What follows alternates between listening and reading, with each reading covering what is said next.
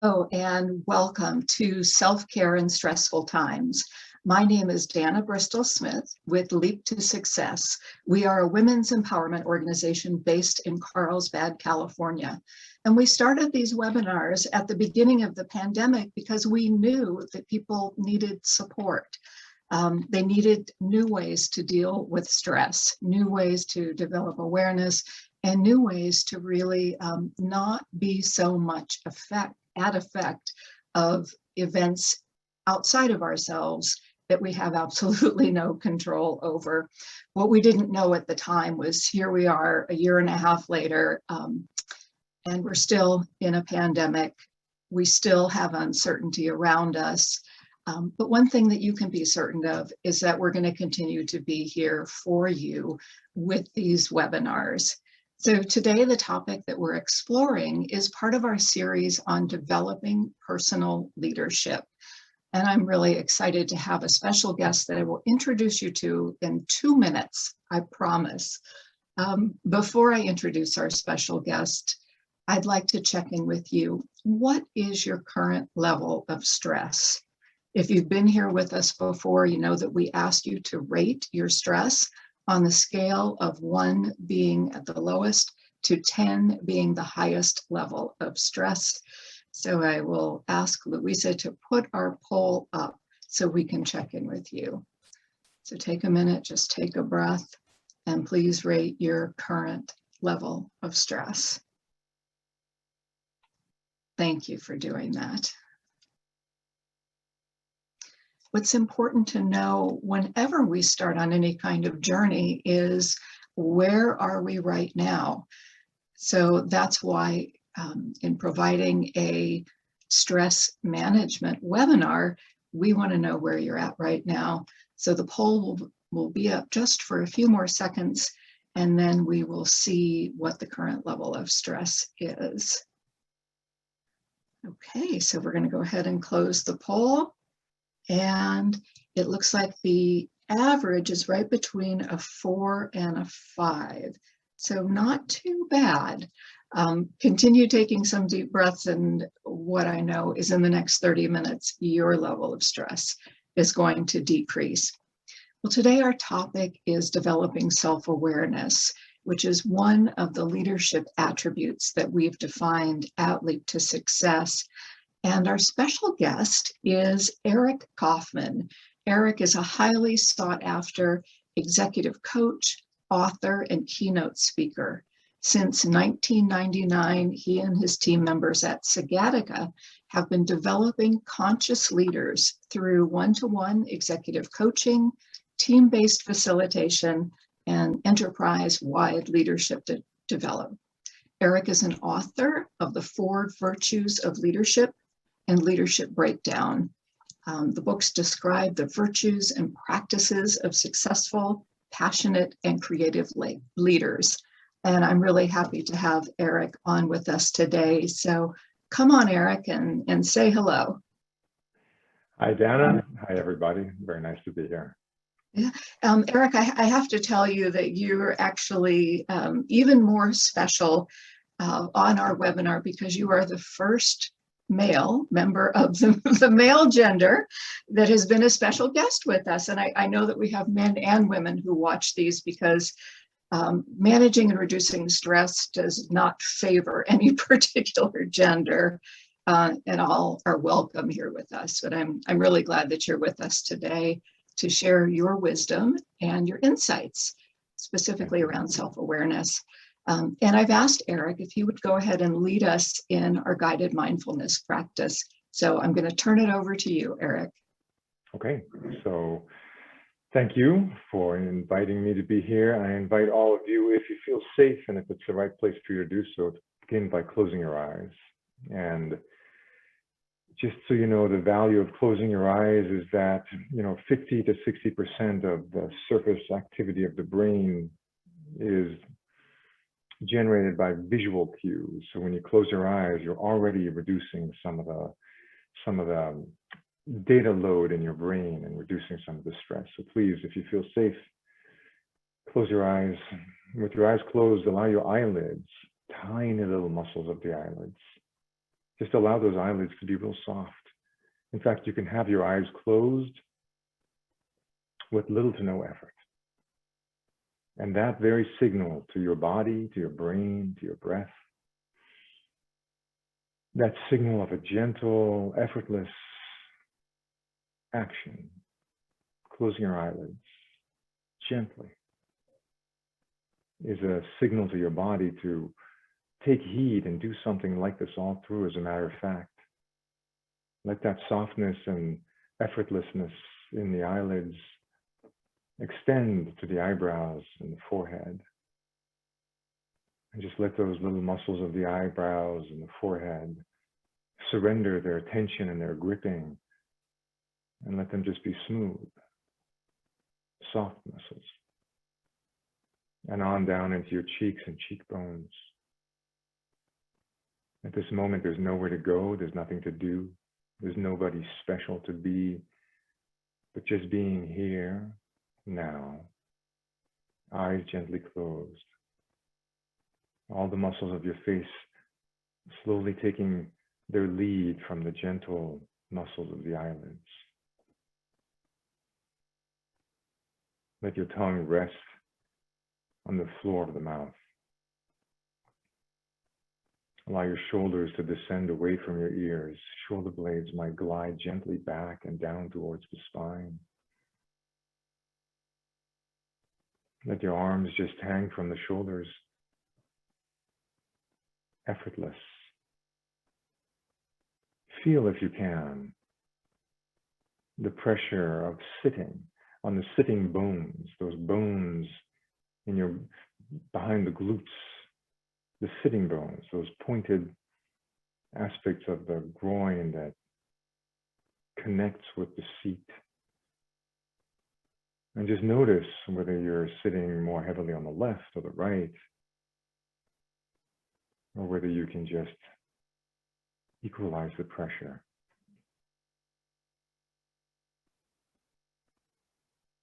With the arms hanging effortlessly from the shoulders, tongue gently resting on the bottom of the mouth, eyelids soft, face soft. Notice your breath for this moment. Just bring your awareness to the breath. Inhalation and exhalation. The breath is the syncopated rhythm of our life. When you were born, the first thing that you did as a living being, as a separate being from your mom, was to take a breath. And when you pass on and shed this mortal coil, the last thing you're going to do is exhale. Between that first inhalation and that last exhalation is a lifetime of expanding and contracting. Allow yourself to just feel your body expand ever so gently as you inhale, and contract as you exhale. And with your body balanced on your sitting bones, the lower body reaching towards the earth, anchoring a base of solidity. Your spine and upper body and head gently reaching towards the heavens, extending. Your eyelids soft, tongue resting, shoulders soft. I invite you to take 3 full breaths.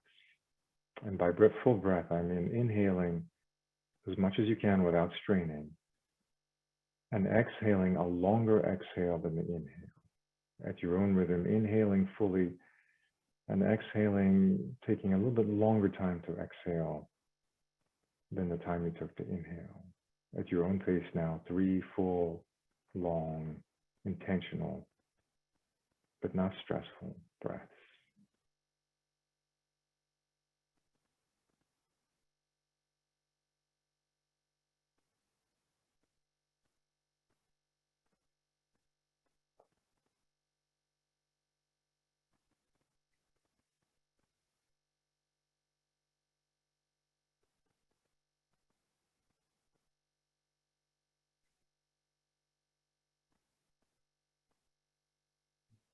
And once you've taken those 3 breaths, just allow your breath to return to a normal rate. Effortlessly breathing. Some people, when they start to focus on their breath, might even feel like it's hard to breathe, but that's mind games, not body games. Your body knows what to do. And I'll leave you with this as the thought before we return to open our eyes and re-engage. Your body knows what to do. The vast majority of our stress is a mind overworking, over-applying, over-trying. In these 5 minutes we sat here, you did just exactly what the body naturally does. Relax, be still, and breathe. Anytime you want to return to this, you can do so. You know what to do. But for now, we're here for conversation and engagement, so slightly move your hands, move your head gently from left to right, yes and no, or up and down. Gently move your shoulders, and when you return to your body, open your eyes and re-engage. Thank you, Eric. I feel like I floated away a bit. That was wonderful. Let's stop it right there and call it a day. Yeah, really, I think we're done. That was great. Well, I want to share with our audience why I invited you to provide this session on self-awareness. You know, I've had the pleasure of knowing you for more than 20 years. And one of the things that I really admire about you is your dedication to your spiritual practice. You take retreats every year, you're a regular meditator through your Zen practice. And now, as I was thinking about, you know, who would be a great person to talk about self-awareness, you were at the top of my list. So that's why you're here, and I'm so glad that you are, to share your wisdom and your insights with our audience. So the first question that I'd like to ask you is, what is your definition of self-awareness? I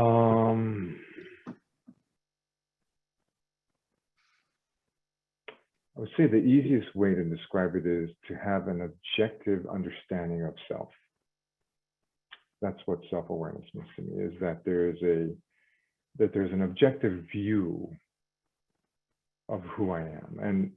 And for the purposes of this conversations, I would say, you could say, well, what is self then, right? If it's an objective view of self, then what is self?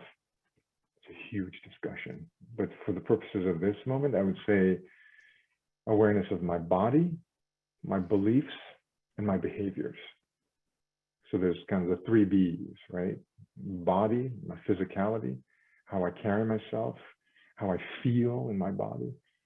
Beliefs, the constructs of reality that I hold to be true based on my training, education, and conditioning. And behavior, the habits and the interactions and the way that I actually show up in the world. And to be self-aware is to have an objective view of self.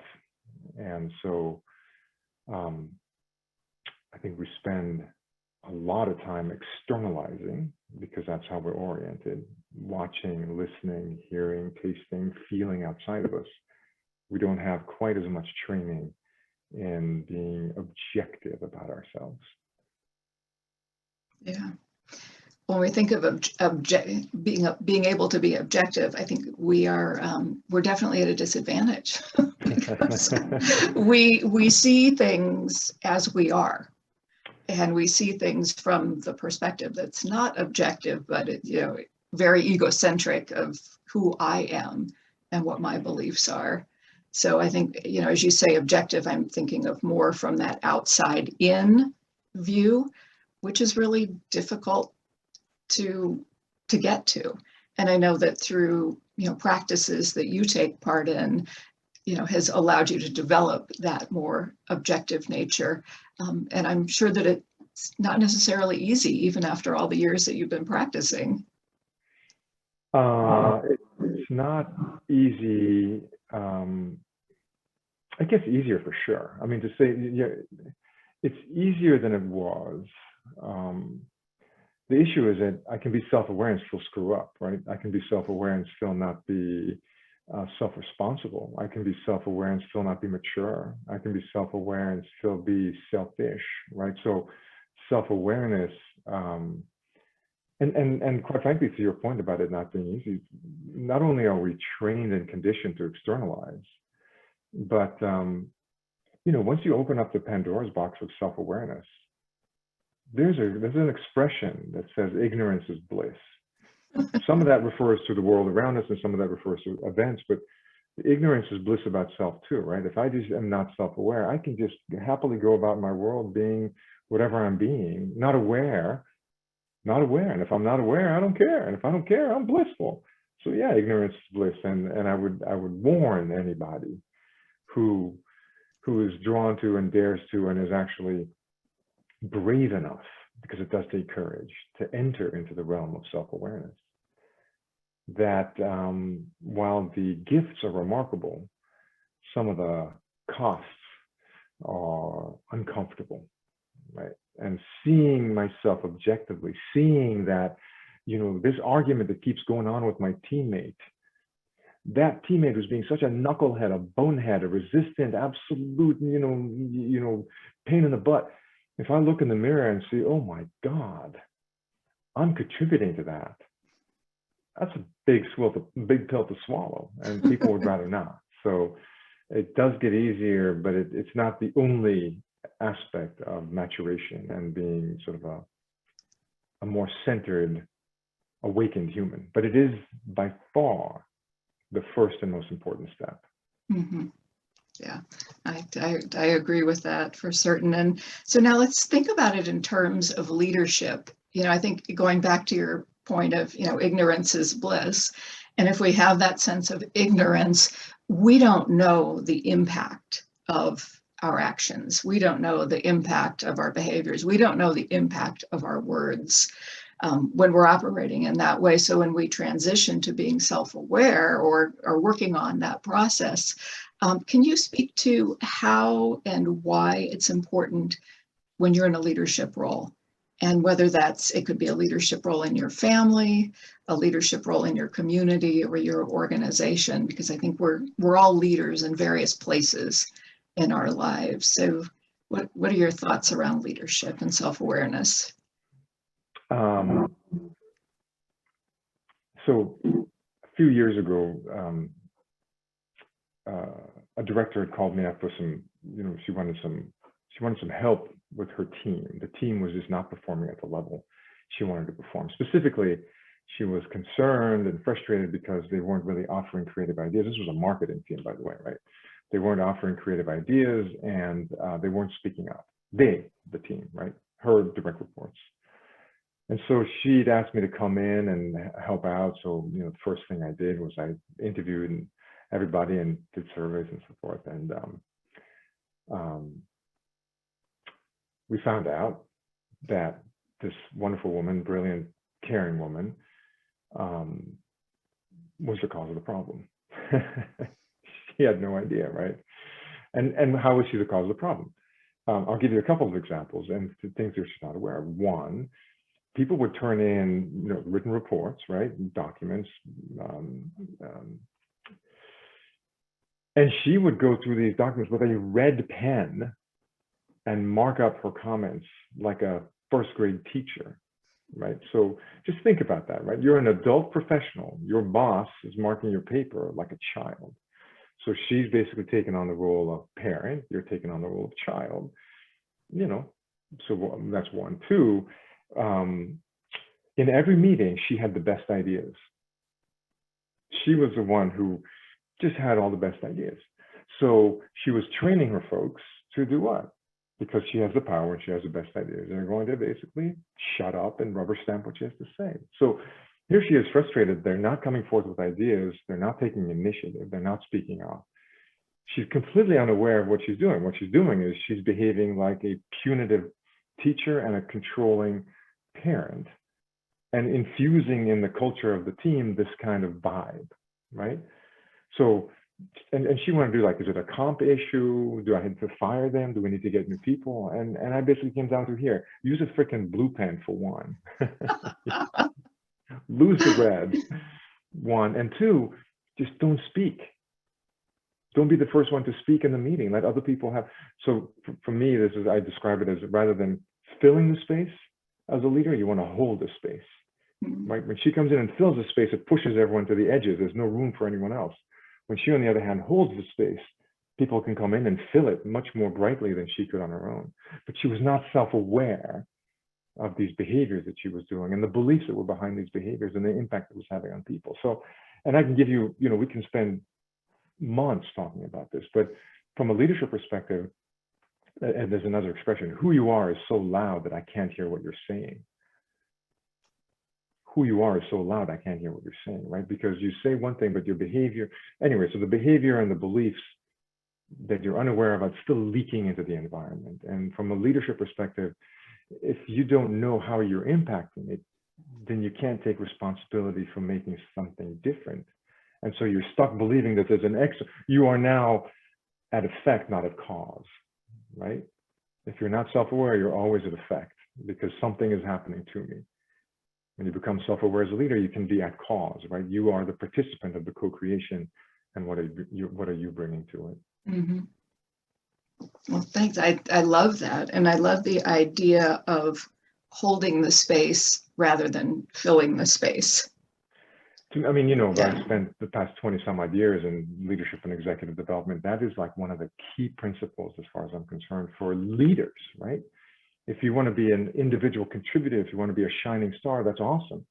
If you're a leader, the idea is to aggregate the collective wisdom and heart and power and creativity and genius and action. And the more you do and press people to the side, the less capable you are to actually amplify that. Yeah. And usually it's lack of self-awareness that causes that sort of muting effect. Yeah. Well, I think lack of self-awareness, you're doing as you've seen others do in the past. And I think about how that transitions into parental roles, where the parent is, doing for the child, filling the space rather than allowing the child to discover and evolve. So I think that's definitely a life lesson. That's a huge life lesson. And also just the stuff we learn from our parents when we become a parent, or the stuff we learn from our parents about how life is, right? Those are what I call beliefs or habits, right? Then when you're not self-aware, you're essentially doomed, right? Or fated to replay the experience of your ancestors. Yeah. It's not destined by the stars as much as fated by these unexamined, lack of self-aware habits of familial origin. Yeah. I think to our Leap to Confidence program, and how in our very first session, it's called Developing New Habits. And we look at those thought patterns that we hold, that we don't question.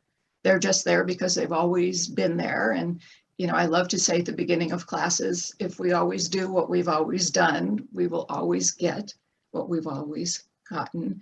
And it goes back to the beliefs that we hold. So it's fascinating. And it is developing self-awareness to really understand what are those beliefs and how are they guiding us? And are they guiding us in the direction we want to go? And that's the big question, right? Do we want something different, right? If you do what you've done. I mean, I'm reminded briefly when I first married Shana, and we spent the first 3 or 4 years, and I was mad at her for not wanting to work with me and have a business together. I was mad at her. And it took me 4 years to finally unpack why I was mad at her. I'm a little slow sometimes. I realized my parents had always worked together. My mom and dad always worked together. And so it was an unquestioned belief that husband and wife work together. And Shana was a professional, I'm a professional, we could totally do it together. And she was like, I'm not interested. What's wrong with you? What's wrong with you? And I finally realized, maybe nothing's wrong with her, but it took some digging and self-awareness to become aware, objectively see myself and see that I was basing our relationship on this foregone conclusion, this belief that husband and wife work together. And when I could finally unhook that, I was like, yeah, Rock and roll. Awesome woman, let's be together. We don't have to work together. Yeah, We're that's still great. together. We still don't work together. Well, you have to do what works. Okay, so the next question is, what are a couple of specific tools that can help somebody develop self-awareness? And I know this could be like a multi-part workshop over the next year, but what would be the go-to tools that you'd recommend? Well, there's literally in the form of tools, there's a whole host of these tools called assessments, right? And so the Enneagram, the Myers-Briggs, the Big Five, the 5OB, there's all these assessments that have been crafted specifically to cultivate self-awareness, right? So I would propose to people to look around, and as a matter of fact, this might sound kind of crazy, but take all kinds of assessments, because the different creators of the assessment had different biases for what to look at. So you were going to see different aspects of you. And if you by the time you take 6, 7, or 8, you start to approximate a closer, cleaner view of yourself, not just one researcher's notion of how humans are built. So assessments, not to be underestimated, right? And by the way, what's really cool about assessments is to take them and then work with a coach or work with a debriefer or work with somebody to make sense of it, right? Because when you get the assessment back, you're still looking through your own self-awareness goggles, right? So having someone else's view on it can help deconstruct it in a way that's more useful and meaningful.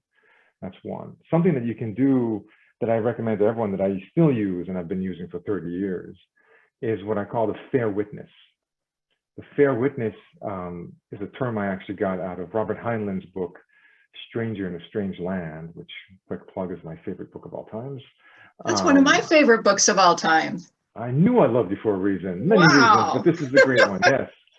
So We've never even talked about that before. I know, that I'm surprised, but in Stranger in a Strange Land, he describes folks who are a fair witness, and the fair witness is somebody who's developed the capacity to give back truly objective information about what they saw, right? In a meeting, in a conversation, car accident, whatever, a fair witness is objective and unbiased, right?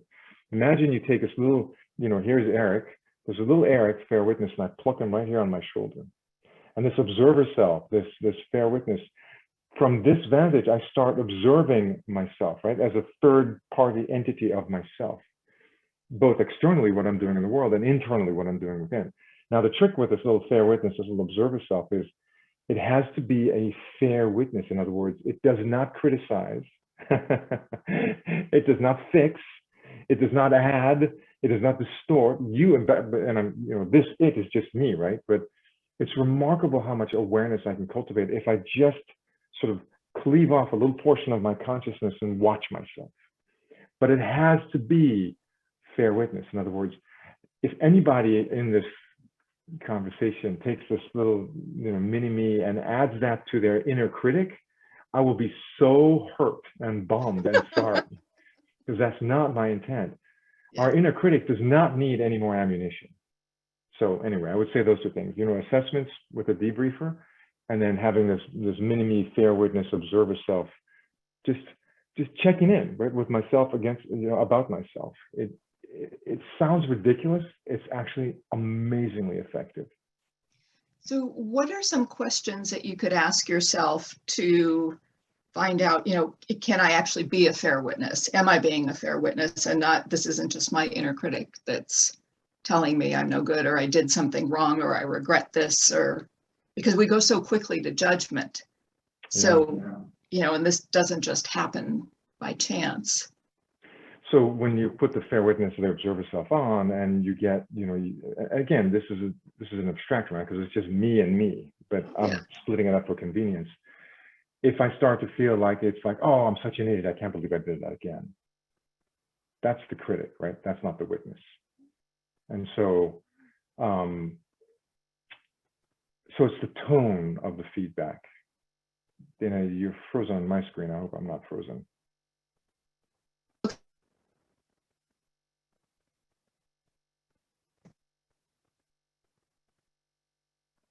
So I'll keep rolling. Not frozen. Okay, good. So So it's the tone primarily. So the fair witness is not going to be negative or detrimental or cutting us down. It's just objective.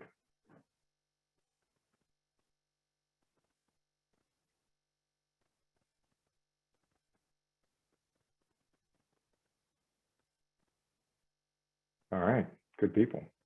Louisa, you might want to come on camera and wrap this up since we're at the half hour and since we've lost Dana.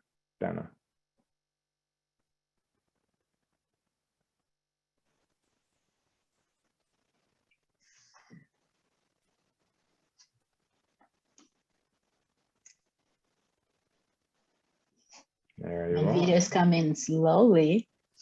Well, talking about uncertain times, and we never know what's going on with Zoom and with internet. But we have been having an amazing conversation, so I appreciate you coming on. I have enjoyed a lot, and I hope everybody enjoyed too. Do you have any open questions that you would like to leave for our audience to think about this next week? I would say the 3 kind of essential questions that can help trigger self-awareness, and you can ask yourself this over and over. This is not a one-time inquiry, right? Who am I? Where am I going? How am I going to get there? Oh, I'm writing this down. Who am I? Where am I going? How am I going to get there? And think of it in terms of these sort of 3 components, right? The body, beliefs, and behavior. Who am I? Where am I going? How am I going to get there? Kind of dive into that, right? It reveals all kinds of remarkable thoughts and beliefs and desires and dreams and visions and wishes. And then pay attention to your body, how you're posturing, moving around the world, your beliefs, what you think, and your behavior, what you do. Yeah, this is amazing. While Dana comes back, I want to thank you for coming, Eric. I want to thank everybody else that came. I want to remind you guys that now we have a new format. So the first Tuesday of the week, which is today, of the month, I'm sorry, which is today, we're discussing the topic. And on the third Tuesday of the week, we're going to have it's the first time we're going to do it. It's a different thing. So we're going to open up, we're going to do more a meeting format. So we're going to open up cameras, we're going to open up mics and invite everybody to discuss the topic a little bit further and let us know if you thought about these 3 questions in the past couple of weeks and how it was for you. I'm going to put on the chat the link to register for the next session. And I'm going to wrap up and thank you all in the name of Jenna, and I hope she comes back soon. But we'll leave a message for you guys for her on Facebook or on LinkedIn. So she'll say bye via there. Okay. Thank you so much, Eric. Thank you so much, everyone. Have a great rest of your day. Bye-bye.